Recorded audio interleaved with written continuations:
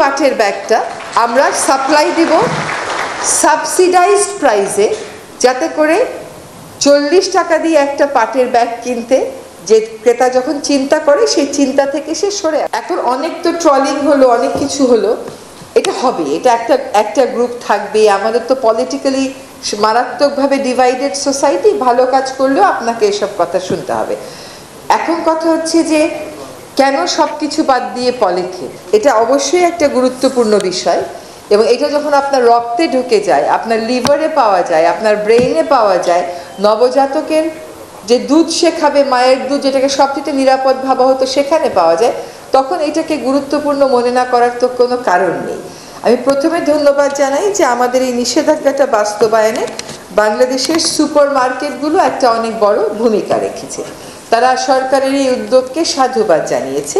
আমি আশা করি যে তাদের পাশাপাশি প্রাণ কোম্পানির মতন কোম্পানিগুলো শুধুমাত্র এরকম প্রোগ্রাম স্পন্সর করেই তাদের দায়িত্ব সীমাবদ্ধ রাখবে না, তাদের যে প্লাস্টিকের মোড়ক আছে, তাদের যে পানির বোতল আছে, ছোট ছোট সসের প্যাকেট আছে, সেখান থেকেও তারা সরে আসবেন। তার কারণ হচ্ছে এতটুকুন সসের স্যাশে যখন দেয়া হয়, আপনি ওটাকে ফেলে দিয়ে খেয়ে ফেলে চলে যান, এইটা কিন্তু আমার ওয়েস্টের ম্যানেজমেন্টের বার্ডেন বাড়িয়ে তুলছে। তার বিপরীতে যদি আপনি বড় প্লাস্টিক সসের বোতলে টেবিলে সার্ভ করেন, আমরা যখন ছোটবেলা চাইনিজে যেতাম তাই তো আমাদেরকে দিত, বা একটা বাটিতে ঢেলে দিত, তাইলে কিন্তু আমার এই ছোট ছোট স্যাশেগুলোর আর প্রয়োজন পড়ে না। ছোট ছোট প্যাকেটে টমেটো সস, চিলি সসের আসলেই কোনো প্রয়োজন নাই। এবার আমাকে বলেন, একটা প্লাস্টিকের স্ট্র দিয়ে কোক খান, নিজেকে খুব স্টাইলিশ মনে হয়, তাই তো? এটা একটা স্টাইল। প্লাস্টিকের স্ট্র 100 বছরে যাবে পৃথিবী থেকে? যাবে না তো।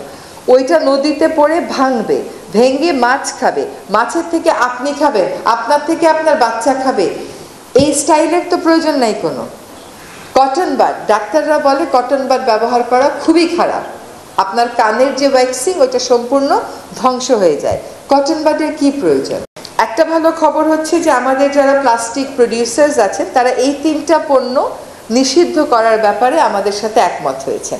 আমরা খুব সহসাই এই 3টা পণ্য নিষিদ্ধকরণের দিকে যাব। এবং আরেকটা কথা একটু বলে রাখি যে আমাকে একটা প্রশ্ন প্রায়ই করা হয় যে কাঁচা বাজারে তো পলিথিন শপিং ব্যাগ বন্ধ করতে পারেনি। তার 2টো কারণ। একটা কারণ হচ্ছে আপনি নিজে বন্ধ করছেন না। আপনাকে যখন প্যাকেটটা দেয়া হচ্ছে আপনি বলছেন না যে আমি বাসা থেকে ব্যাগ নিয়ে আসছি, আমার ব্যাগে দাও। কারণ আমার দাদা, আমার বাবা এইভাবেই বাজার করতো, আপনার বাবা দাদাও এইভাবেই বাজার করতো।